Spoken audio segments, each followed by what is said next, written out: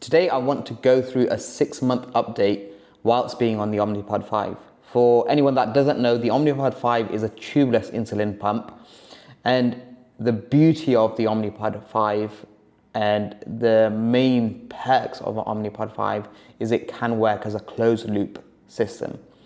And what that means is it can connect to a continuous glucose monitor and it can determine how much insulin you need.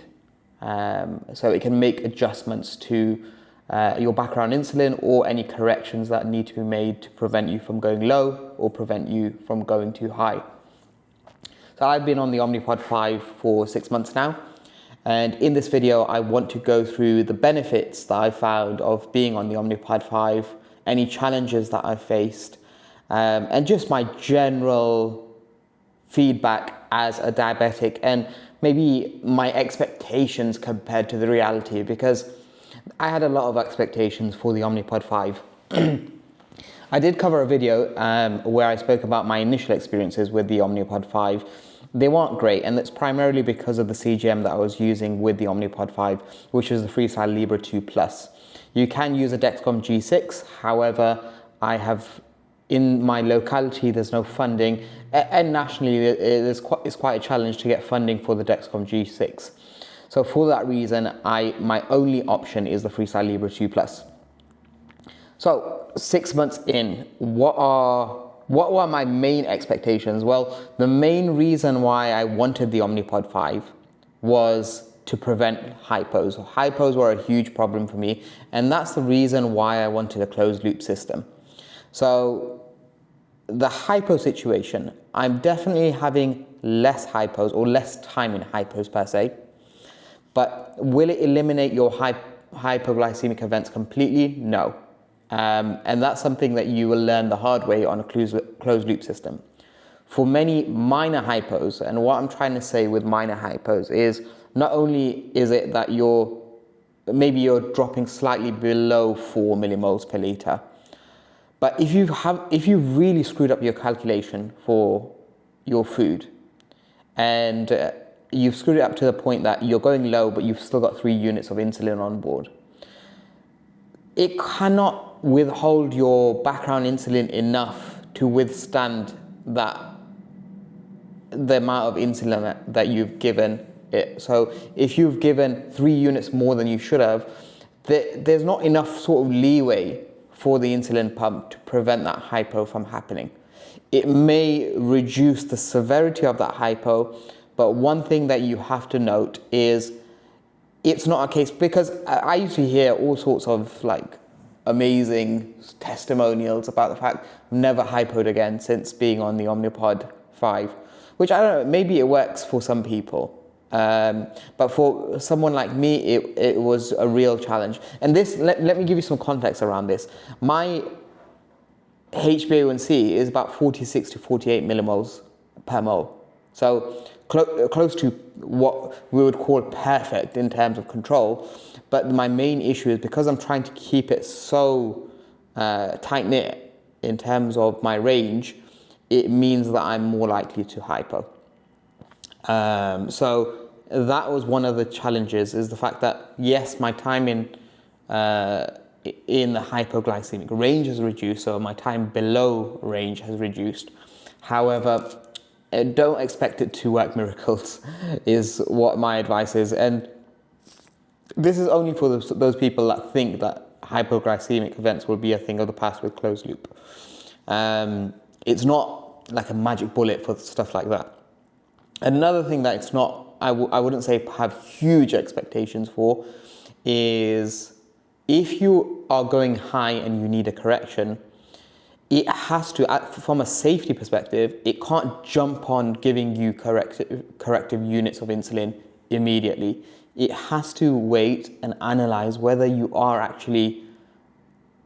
don't have enough insulin on board for this. And then once you get to that point of being on 14 or 15 millimoles per liter, that's when you really see it really start to kick in, reduce your blood glucose readings. It will increase the amount of corrective doses that you are receiving, it'll sort of micro-dose corrections whilst your blood glucose level is going up. But don't expect your sugars to never go high. on Omnipod 5. It's just, again, your expectations are too high there. But one thing that has been a dream is nighttime. So whereas where as a type 1 diabetic, and I've been a type 1 diabetic since 2001, going to sleep is one of the most challenging things when it comes to control, because you have no idea what's going to happen during the night. Is it going to go really high because for some reason your dinner's still breaking down and it'll just your sugars will shoot up? Are you going to go low in the night? Those kind of things have been vastly eliminated. I would say like 90 to 95% of my nights I am in range, which is huge, because this is where you can really screw up your HbA1c level, because you could have perfect control in the day, and if you're losing control during your nights, it's very hard for you to correct your nighttime blood glucose readings if you're not on a closed loop system. You're not going to waking up in the middle of the night to correct your blood glucose levels. It's just, imagine, it's exhausting, right? So nighttime sugar levels have vastly improved because of this.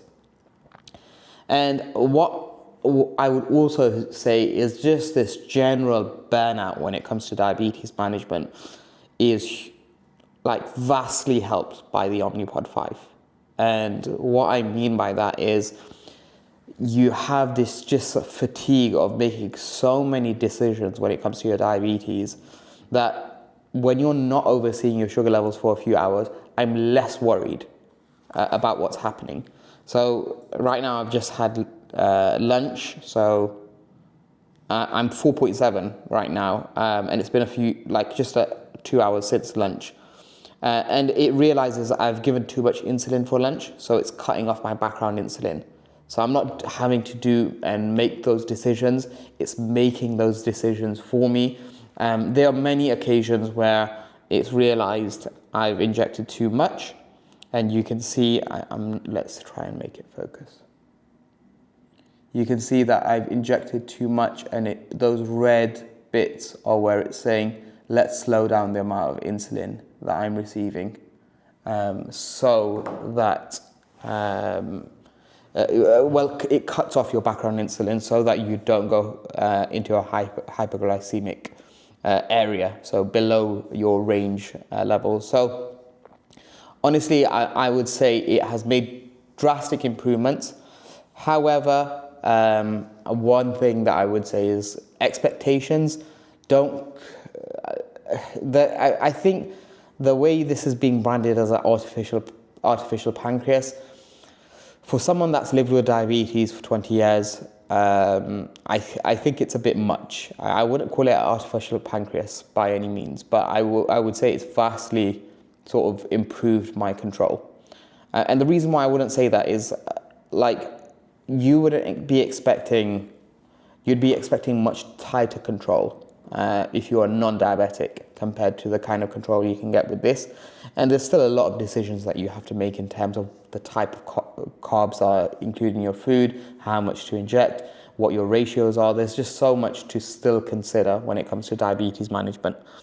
And one thing that I would say with the Freestyle Libre 2 Plus is I've sort of accepted the fact that there's a discrepancy between the Freestyle Libre 2 Plus and my blood glucose readings. In some cases, I did say this to you in my initial video, that discrepancy sometimes would be huge, and it would be a lot more different to a Dexcom G6 or a Dexcom 1, for example. So that discrepancy can still be 2 to 3 millimoles per litre. And I think it's something that I've just decided to live with because of the fact that I just can't get funding for the G6. But I do hear people on the G6 telling me the grass is not greener on their end and they have challenges associated with the G6. Which one is worse? I'm not quite sure. I haven't spent enough time with both CGMs to compare. And I have only used a Freestyle Libre 2 Plus with a closed loop system. But if anyone has some experience working with and using the G6 and comparing that with the Freestyle Libre 2 Plus, I would be very interested to know that in the comment section below. Hopefully you found this video useful, and I'll see you in the next one. Please do subscribe if you haven't already. I make plenty of videos related to my diabetes and management. And I hope you enjoyed this video, and I'll see you in the next one.